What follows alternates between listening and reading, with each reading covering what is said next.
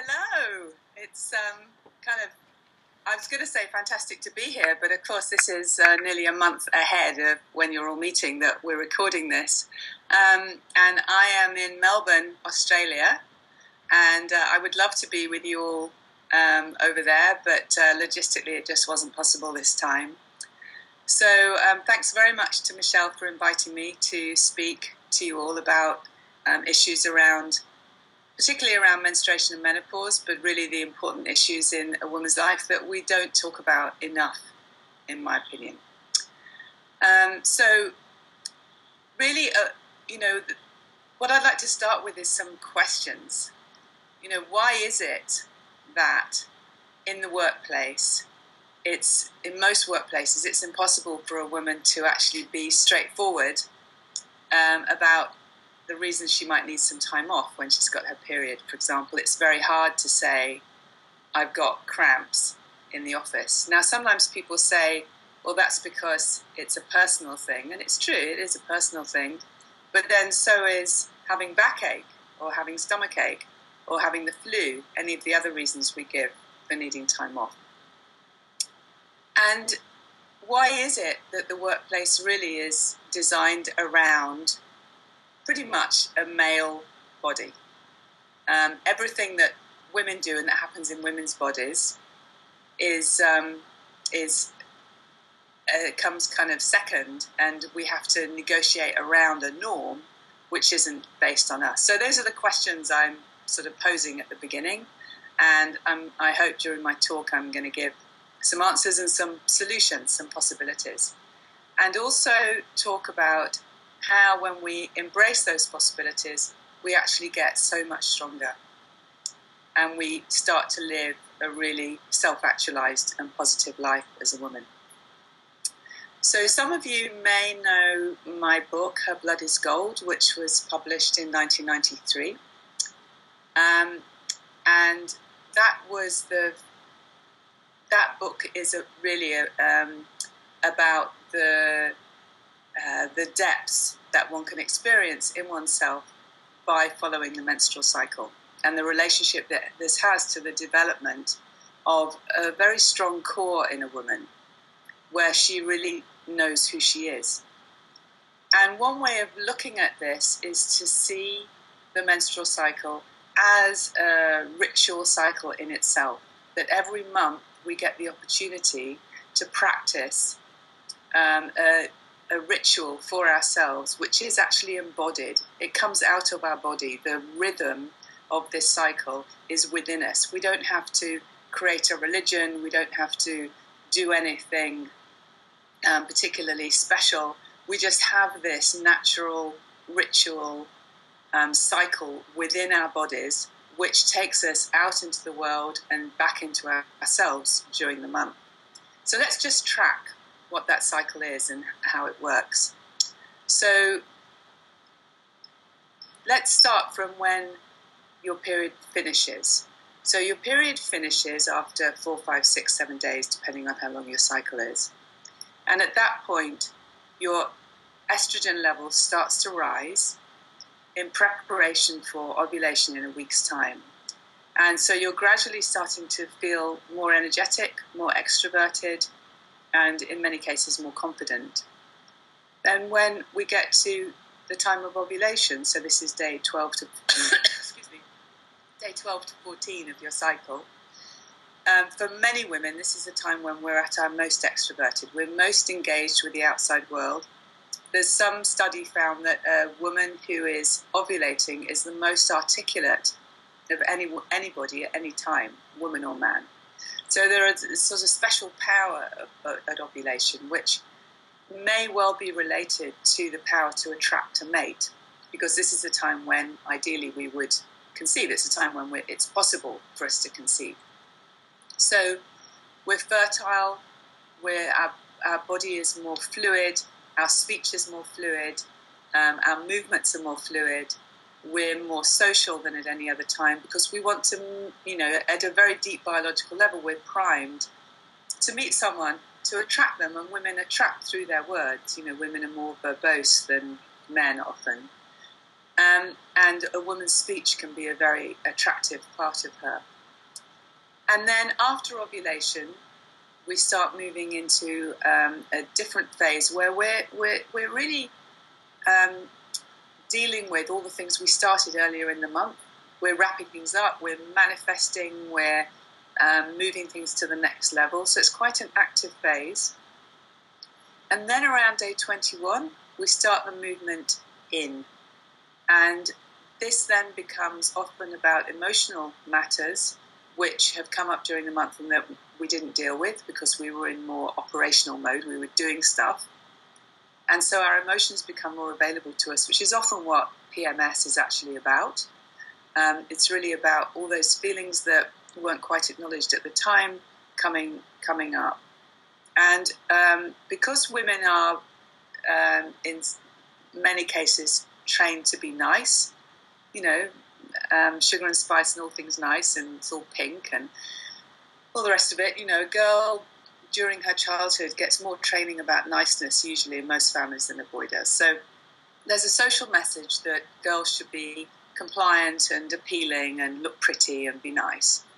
And so often that means for many of us, and especially when we're younger, that during the month when issues crop up that we have a not nice response to, we, instead of being able to straightforwardly talk about it, we often bury it and pretend that, it doesn't really matter, and I don't really care that he leaves his clothes strewn all over the floor, and I don't mind that I do all of this work, and So what happens premenstrually is that the lid comes off that ability to stuff down our feelings, and so the emotions come out.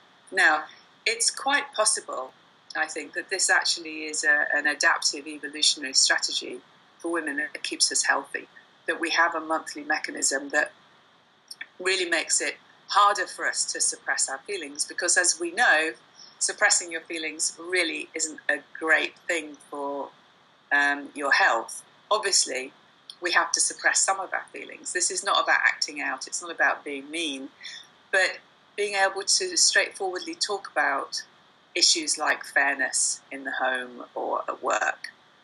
And in many women, there's there can be a backlog of rage about a sense of unfairness about being a woman. And so when you first start to access these feelings, it can be very raw. So that's the days 21 to 28. Somewhere in there, often there'll be a surge of feeling. And again, we're trained to suppress it and to see it as something pathological, that there's something wrong with PMS.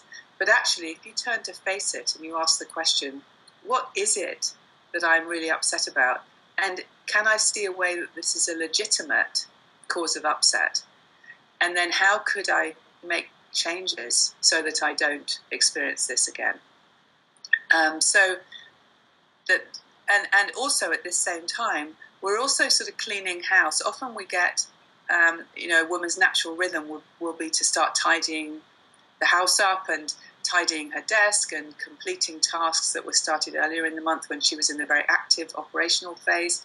So there's a sort of a period here of finishing things. And then your period starts. And as your period starts, for most women, you become more internally focused. And ideally, this is a time when you would take some time to yourself. And this is really where the sense of ritual comes in to the monthly cycle. In that you are more in tune with your spirituality at this time. You're more in touch with your inner depths. The veil between the worlds thins for you, and you have more access to spiritual awareness. So it's a very powerful time to take some time out, even if it's only a couple of hours, and to be by yourself and to rest, to meditate if you have a meditation practice, to do some kind of artwork, anything that really connects you into yourself. I mean, for some women that might be spending some time in the garden, connecting with their plants. For some, it might be lying on the bed reading a book. For some, it might be listening to music. It's very individual, and it's important to connect with your own individual methods of restoring yourself, because that's what this time is about. It's a time to restore yourself, take a break out of the hectic busyness of normal life. Now, if we start living in tune with this cycle, with the inbuilt natural ritual of the monthly cycle of a woman's life, then some very interesting things start to happen. And I experienced this myself in the late 80s and 90s when I started taking time out every time I had my period and just watching what happened to me if I did that. I'd been taught that this was a good thing to do by a Native American teacher. And you may well know that it was a part of their tradition that the women would go to what they called a moon lodge, and they would rest while they had their period. It was often misunderstood by anthropologists visiting them and by other people who saw this and thought it was a banishment. Now, there are cultures in which women are banished when they have their period. For example, in Nepal, it's still going on, some parts of India. And there is an idea in those cultures that a woman is unclean when she's bleeding. But for the Native Americans, this wasn't the case. They understood the natural rhythm of a woman's monthly cycle. And they also understood that if a woman rested when she had her period, then she was likely to have dreams for the tribe. And that actually the wisdom of a menstruating woman was very important and powerful for everybody in the group. So they would support menstruating women to take time off, and the grandmothers would look after the children and do the tasks that normally the women would be doing. So there was a very strong understanding of the spiritual but also the practical nature of taking this time out, that it helped to keep a woman healthy, and it also helped the whole tribe because her intuition would be functioning so much better if she took that time out. So I was taught this in 1985 by a Native American spiritual teacher I was working with. And from that time on, I started taking time out when I had my period. And then, because it became so interesting to me what happened, I actually developed a practice of going away to a cabin in the mountains for 5 days every month when I had my period, and really watching the stages of that time. And what I learned was that there's a releasing, especially when you're bleeding a lot, and you're also releasing thoughts and feelings and notions. So there's a clarifying mentally that's going on, as well as a clarifying physically. So I do think that menstruation has a cleansing function for the body. I'm not going to have time to go into that today, but it's an interesting aspect of the menstrual cycle. And then after that, there's often a period of emptiness where it feels as if not much is going on. And often at that point, it's very tempting to just go back out into the world and to go, oh, okay, I've had my time out. I'm fine. But I found that if you can, and I know most of the time we can't do this, we can't take that much time out. But if you can just sit still during that period, that time when it feels empty, like nothing's going on, then you start to access a very deep and centered state of consciousness. And this is a state of consciousness that people are trying to get through meditation, through doing a lot of complicated spiritual practices.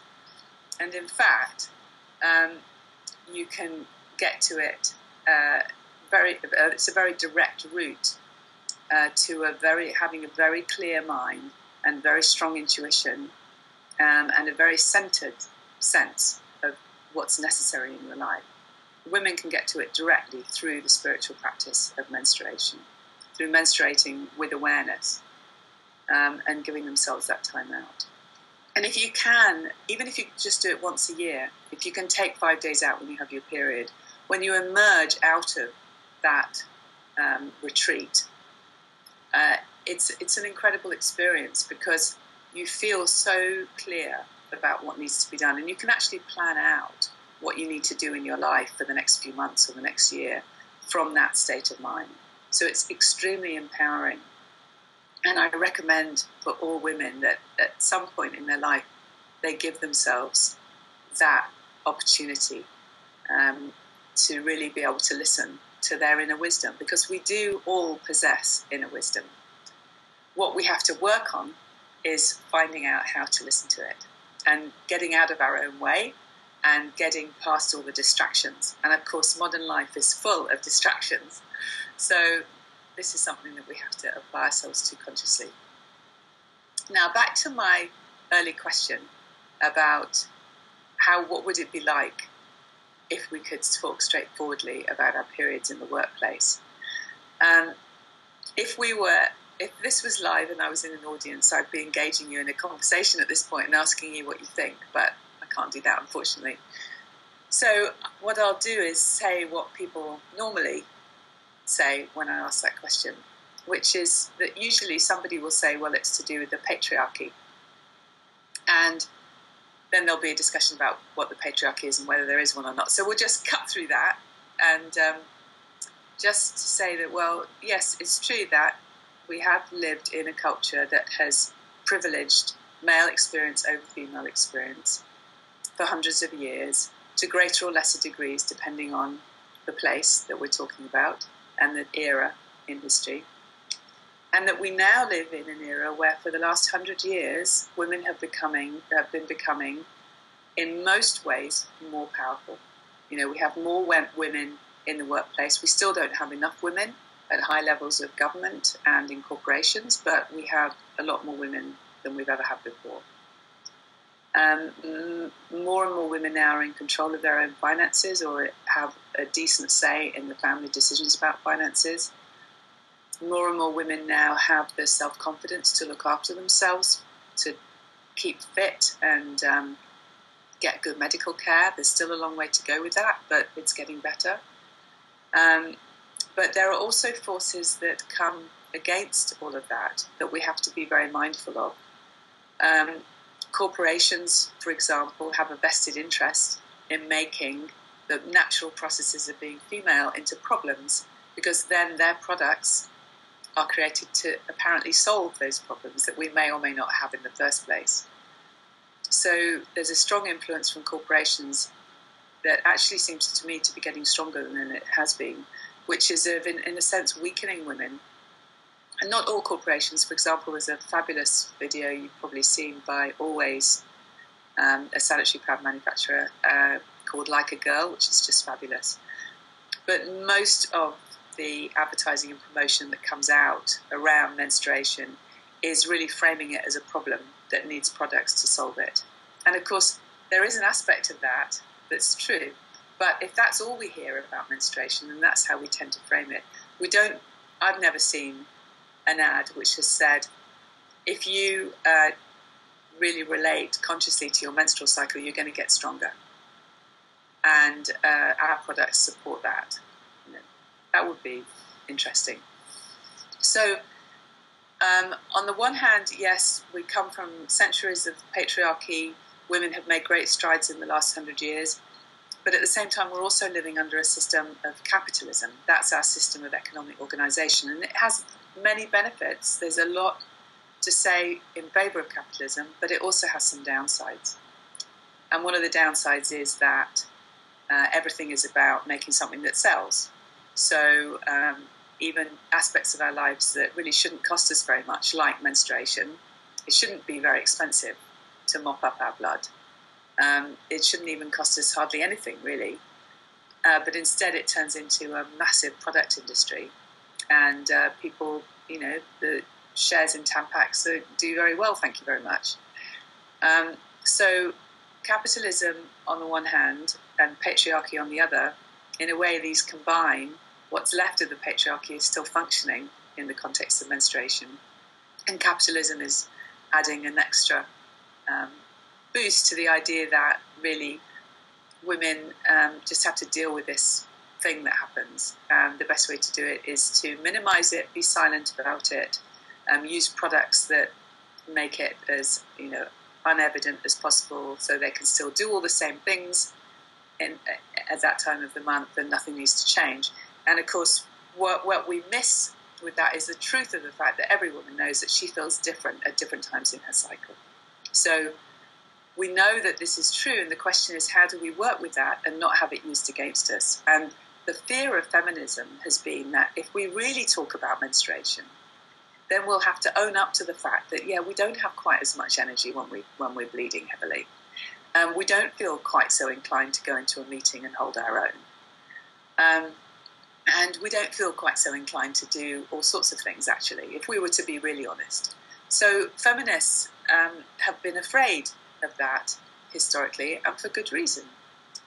But in order to go to the next step, we really have to look menstruation in the eye and really acknowledge what it feels like for us, and also find out, well, what's really good about it? What is this extraordinary natural intelligence of the body that has evolved for women to menstruate once a month? Because it's not an accident.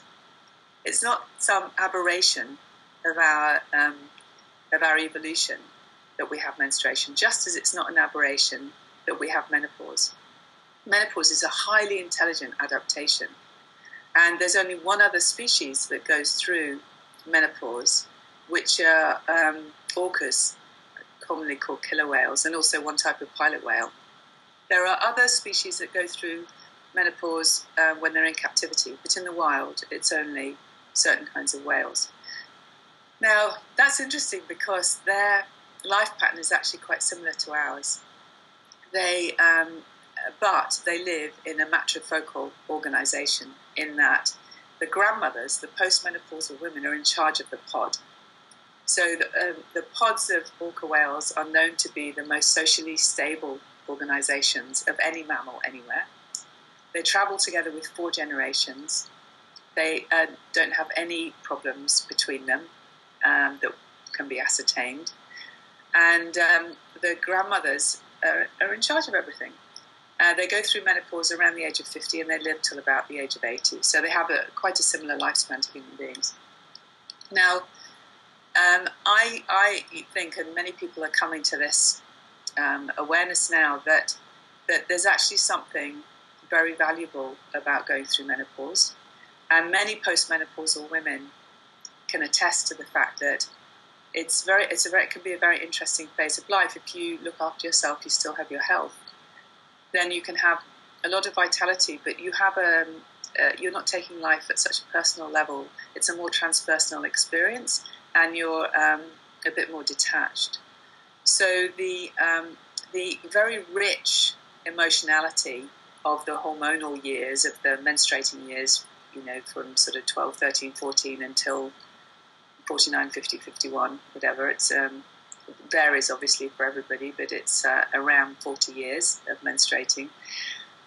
But on the other side of that, of the ups and downs, that very beautiful rhythm of that cycle, which if we can really live it, is incredibly rich. But on the other side of that is this sort of smooth sailing period where we can be incredibly strong and powerful contributors to society and to our families. And in the Ayurvedic tradition and in Chinese medicine, menopause is actually seen as a very important mechanism by which the body allows a woman to have a healthy old age, because it protects her and means that she's not losing blood every month. So she gets to, the Chinese say, keep the wise blood within her, and she gets to build her wisdom in that tradition. So I think that's a very valuable perspective, because another mechanism by which the patriarchy and capitalism combined in a way oppress women, or at least don't help women to become as much as they can be, is by framing menopause in very negative terms. And I'm sure you've all seen all the articles in the newspapers. There's actually more media mentions about menopause than about menstruation, and they're pretty much all focused on what a terrible thing it is.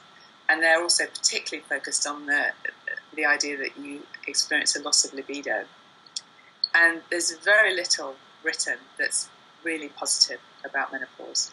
So that's something that I'm also working to change in effect. So those are just some of the ideas and thoughts that I have around menstruation and menopause, and that I've been developing over the last 30 years. I would love to be able to do a Q&A with you all, and I look forward very much to being able to come over at some later date and do that with you. And I hope you have a fantastic conference. Michelle can give you details of the work I'm doing in Australia. Do look at my website, which is, there's two websites, laraowen.com, and a website about the project I'm doing in Australia, which is the Waratah Project. That's Waratah, so it's waratarproject.com.au. You've probably got it in your program. And do look at that, because it's a very exciting project by which we're working to create cultural change around attitudes to menstruation and menopause, including how menstruation is taught in schools, how women are treated in the workplace in the context of menstruation and menopause, and how doctors work with women and discuss menstrual and menopausal symptoms.